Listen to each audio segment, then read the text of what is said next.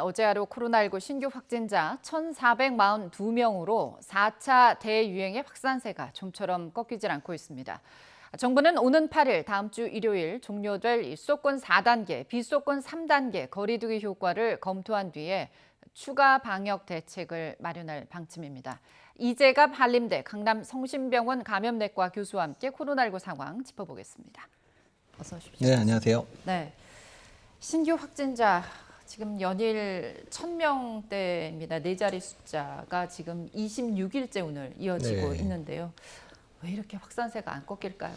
여러 가지 요인은 있겠지만 수도권하고 비수도권으로 이제 주거니 받거니 하면서 확진자가 계속 늘어나고 있는 상황들이고요. 거기에 이제 델타 변이가 유행을 하면서 일단 균형점 자체가 조금 더 올라간 게 아닌가. 그러니까 예전에 이 정도의 거리두기 단계였으면 좀 꺾일 수 있었는데 델타 변이의 이런 전파력이 강화되면서 일단 균형점이 올라가면서 쉽게 지금 감소 효과를 보지 못하고 있는 게 아닌가 생각이 듭니다. 네.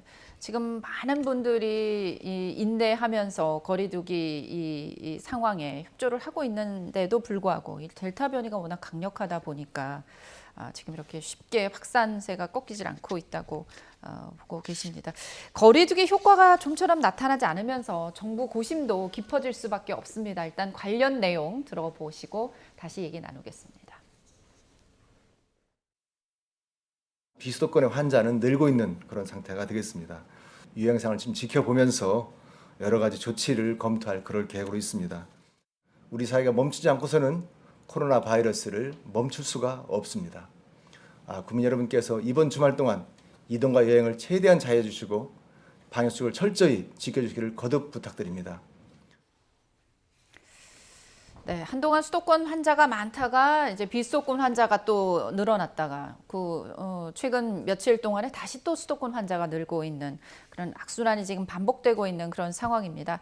확산세가 꺾이지 않으면 새로운 어떤 특단의 대책을 검토하겠다는 것이 당국의 입장인데 교수님 전문가 입장에서 보면 어떤 추가 방역 대책이 좀 필요하다고 보실까요? 일단 이제 비수도권이 만약에 계속 확진자가 늘어나고 온다 하면 비수도권도 뭐 4단계 격상에 대한 준비를 해야 될 상황이고요.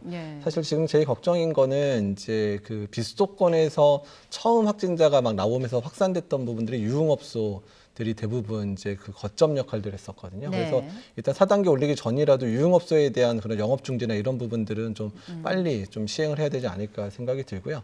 그리고 전반적으로 이제 뭐 재택근무나 이런 부분들, 특히 직장 내에서의 감염이 늘어나고 있다 보니까 이런 재택근무나 이런 부분들도 좀 강화해야 되는 상황이 아닌가 이렇게 생각을 하고 있습니다. 네, 말씀해주신 것처럼 최근 집단 감염 발생 상황 유형을 좀 살펴보니까 직장 내 감염이 잇따르고 있습니다. 경기도 광명시 자동차 공장에서도 그랬고 부산 같은 경우 수산시장에 또 강원도 원주는 지역 아동센터.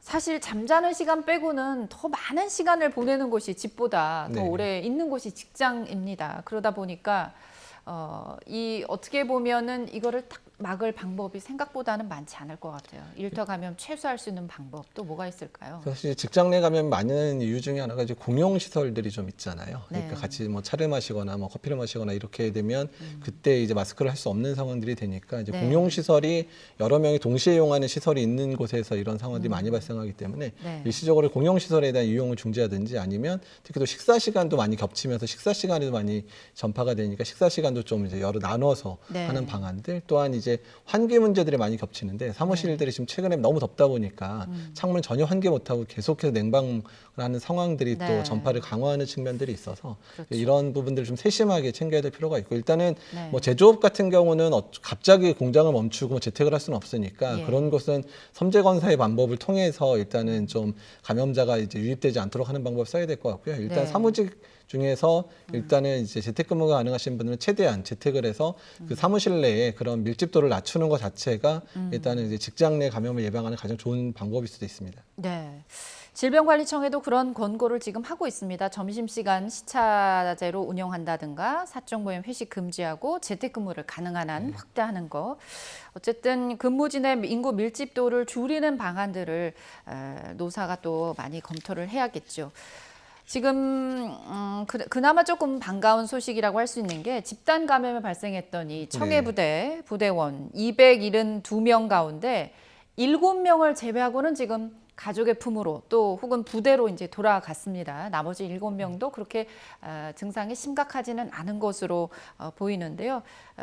그렇다면 이제 크게 걱정하지 않아도 되는 상황인 거죠. 예, 일단은 이제 전반적인 치료 과정은 잘 맞춰져서 일단은 다행히 이제 중증으로 진행하신 분이 없어서 다행으로 네. 생각은 하고요. 다만 지금 이분들에 대한 심리적 지원들이 상당히 중요할 거라 생각이 됩니다. 왜냐하면 예. 6개월 넘게 이제 그 선상에서 아예 내리지도 못하고 생활했던 데다가 네. 거기서 또 내부에서의 그런 감염 상황 때문에 상당히 위축되어 있을 가능성이 높기 때문에 이제 네.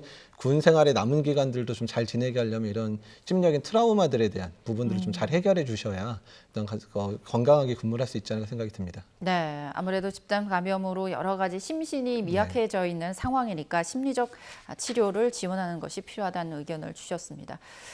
연일 1,000명이 넘는 확진자가 쏟아지면서 이제 위중증 환자도 계속 늘고 있습니다. 이렇게 되면 제일 큰 문제가 이제 병상 확보, 또 의료진의 피로도가 상당히 높아지고 있거든요. 네.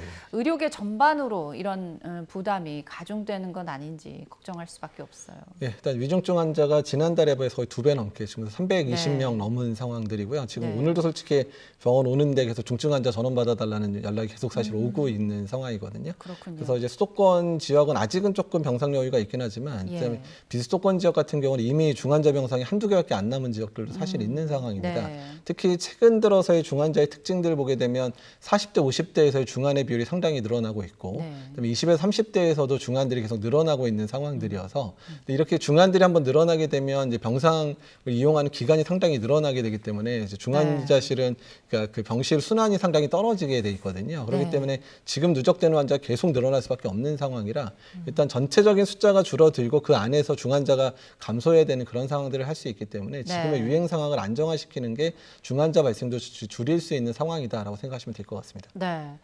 이 비수도권 지역의 경우 중환자 병상이 거의 없다는 게 좀 상당히 심각한 그런 상황인 것 같습니다. 말씀 지금도 해주셨습니다만 이제 4차 유행이 젊은 층을 중심으로 지금 계속 네. 확산이 되고 있습니다.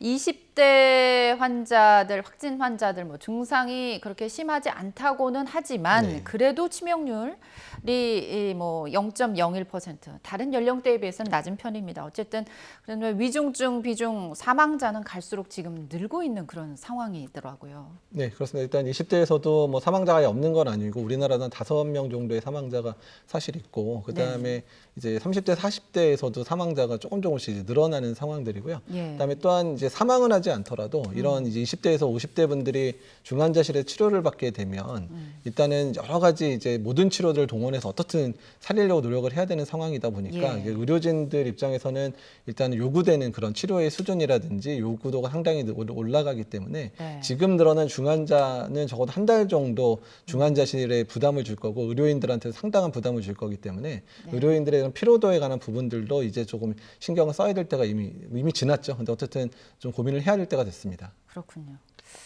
참, 코로나 초기 발생부터 지금까지 의료진들의 피로도는 이루 말할 수가 없는데 개선이 좀 돼야 되는 거 근본적인 문제인 것 같습니다. 위중증 확진자 감소를 시키는 방안 역시 백신 접종밖에 없겠죠. 네, 맞습니다. 네, 지금 18살부터 49살까지 이제 가장 많이 활동하는 이 청장년층 백신 접종 신청이 분산 진행됩니다. 일단 관련 내용부터 들어보시죠. 40대 이하 청장년층에 대해서는 10부제에 따라 정해진 날짜에 개별 사전 예약 후에 접종을 실시합니다. 주민등록번호, 생년월일 끝자리를 기준으로 10부제로 나누어 진행합니다. 워낙 많은 넓은 연령대에 많은 국민이 이제 한꺼번에 예약을 하다 보니 또 예약에 큰 혼란이 빚어질까봐 이번엔 10부제 예약입니다. 이제 주민등록번호 끝자리와 같은 날짜에 예약하는 그런 방식인 거죠. 네, 그렇습니다. 일단 8월 9일부터 예약이 시작되는데요. 자기 등재 그 생년월일의 마지막 자리하고 맞는 날에 이제 예약이 가능한 상황이고요. 네. 그게 분산을 하다 보니까 하루에 한 150에서 한 200만 명 정도가 예약을 하다 보니까 그 정도 수준이면 감당 가능하도록 이제 시스템은 손을 보겠다라고 얘기를 했고요. 네. 또 한 가지 이제 50대에서 59세 사이에 이제 그 선착순으로 이제 되는 의미가 됐던 이유가 뭐냐면 본인 집에 가까운 의료기관들을 선정을 할 때 네. 이제 먼저 좀 날짜도 빠르게 본인 가까운 데를 하려다 보니까 더 빨리 하려고 노력을 하셨던 부분이 있는데 그런 네. 부분도 해결하기 위해서 아예 그날 이제 10분의 1씩만 모든 병원에 그런 그 예약 가능한 걸 10분의 1씩 열어서 그 부분까지도 배려를 했기 때문에 네. 좀 자기 번호가 늦게 예약을 하더라도 본인 집 주변에서 예약이 가능하다 이 부분을 좀 기억을 하시면 될 것 같습니다. 네, 이번엔 좀 예약 대란이 일어나지 않기를 좀 네. 바라봅니다. 그런데 어떤 백신을 맞게 되는 건가요? 일단은 지금 이제 물량 공급에 있어서 화이자가 가장 안정적으로 공급이 되기 때문에요. 네. 그러니까 기본적으로는 화이자 백신을 기본으로 하고 이제 모더나 백신이 들어오는 대로 지역마다 이제 모더나 백신이 배정되는 데도 있을 것 같아서 현재 네. 어떤 백신이 맞는지에 대해서는 통보가 안 됐고요. 예약 이후에 물량 배정 끝나면서 어떤 백신 맞는지 통보가 될 예정입니다. 네. 그렇다고 그래서 이 신청 기간을 뭐 일을 하다 보면 놓칠 수도 있고요. 또 인터넷 이런 상황이 여의치 않을 경우에 그래도 다음에 이제 접종을 받을 수 있는 거죠. 예, 그러니까 열흘 동안 하고 나서 그 이후에 그 여유 기간이 있는데요. 그 네. 기간에 다시 신청하면 되니까 본인 예약 신청을 못했다고 해서 끝나는 게 아니라 그 다음번 순번에 도달할 때 다시 예약을 가능하니까 네. 그때 또 예약하셔도 됩니다. 네. 이 고령자 중에 접종 그 기간을 놓친 분들이 한 180여만 명 정도 네. 된다고 하더라고요. 이분들한테도 다시 접종 기회가 돌아가는 거죠? 예, 일단 75세 이상에 대해서는 계속 문이 열려 있었습니다. 그러니까 언제든 예방접종센터에 신청을 하면 75세 이상 어르신들은 언제든 예방접종이 가능하게 지금 계속 열려 있고요. 예. 그다음에 60에서 74세 같은 경우에 한 150만 명 이상이 지금 접종을 못했거나 안 하신 상황인데 이분들에 대해서는 8월 2일부터 예약이 다시 시작되고 네. 그다음 아스트라제네카로 이제 접종을 이제 하도록 지금 되어 있어서 일단 아직까지 안 맞으셨던 분 또는 여러 이유로 못 맞으셨던 분들은 이번에 예약을 다시 해서 접종을 다시 해주셨으면 좋겠습니다. 네. 어린이나 임산부들 고위험군은 어떻게 해야 될지 이 부분이 또 상당히 중요할 것 같아요. 예, 일단 이번 접종 중에는 이제 장애를 가지고 있는 분들 같은 경우에 우선 접종 대상으로 했으면 예약이 같이 시작되고 있는 상황이고요. 네. 그다음에 임신부 같은 경우에는 현재는 우리나라 내에서는 아직 접종을 이제 안 하고 있기는 한데 이스라엘 같은 경우는 이미 접종을 권고하는 걸로 바뀌었고요. 예. 미국도 접종 권고인데 선택은 본인이 해라. 네. 이 정도 수준으로 좀 권장을 하고 있고 여러 논문을 보게 되면 본인 예방 접종을 했었을 때 본인의 감염도 예방하지만 일부 항체가 신생아한테 넘어가는 것까지 확인이 돼서 신생아 예방 효과도 있는 게 아니냐라는 언급이 좀 나오고 있는 상태입니다. 그래서 네. 일단 임신부에 대한 그 예방 접종 시작 여부는 한 2, 3개월 논의를 거쳐서 전체 네. 접종이 끝나는 9월 넘어서 1차 접종이 끝나는 9월 넘어서 임신부 접종에 대한 부분도 결정이 될 것 같고요. 예. 그다음에 12에서 17세에 대한 그 고3 외에 청소년에 대한 접종도 현재 논의를 하고 있어서 소아 감염을 전공하신 선생님들끼리 이제 안전성 네. 그리고 아이들한테 맞췄을 때 효과 부분 또 위험도 부분 이 부분에 대해서 현재 평가를 진행 중이어서 네. 이에 대한 예방접종 결정도 9월 전에는 아마 결정이 될 것 같습니다. 네. 이스라엘 비롯해서 일부 국가들 같은 경우 12살 이상에 대해서 백신 접종을 네. 권고하고 있는 상황인 거죠. 우리 정부도 지금 여러 연구나 이런 것들을 통해서 논의를 거쳐서 아마 결정이 될 것 같습니다. 정부 목표는 9월까지 국민 70%에 대한 1차 접종을 완료하고 11월까지는 집단 면역을 형성하겠다 이것입니다. 계속 지속적으로 이런 얘기를 해왔는데요. 백신 물량이나 접종 속도 볼 때 가능할까요? 예, 일단 이제 8월부터 이제 백신의 물량 자체는 좀 안정적으로 공급이 되겠다. 특히 이제 화이자 같은 경우는 현재까지 약속돼 있는 물량을 이제 계속해서 잘 공급을 했는데 8월, 9월에 화이자가 많은 물량이 좀 예약이 돼 있는 상황이고요. 네. 모더나도 뭐 이제 7월에 좀 약간 문제가 있었지만 8, 9월에는 약속을 지키겠다라고 일단은 네. 뭐 다짐을 한 상황이기 때문에 이제 네. 화이자, 모더나 중심 예방 접종이 아마 9월까지는 이루어지지 않을까. 그리고 상당히 물량은 9월 넘어서는 어느 정도 안정적으로 좀 남은 물량들이 있어서 일단 접종 중에 좀 약간 소외됐던 분들에 대한 접종도 강화할 수 있는 기회가 9월 달에는 오지 않을까 생각을 하고 있습니다. 네. 지금 유행을 주도하고 있는 델타 변이 바이러스가 워낙 뭐 전파력뿐만 아니라 위험성도 커지고 또 다른 사람에게 이 확산하는 그런 영향이 너무 크다 보니까 보건당국의 고심도 커지고 있습니다. 지금 딱 그 이동량이 많은 휴가철이라서 우리 모두가 이제 개인 방역 준수를 좀 더 방역 수칙을 철저히 해야 되지 않을까 싶습니다. 네, 지금까지 이재갑 한림대 강남성심병원 감염내과 교수와 함께 이야기 나눠봤습니다. 교수님 고맙습니다. 네, 감사합니다.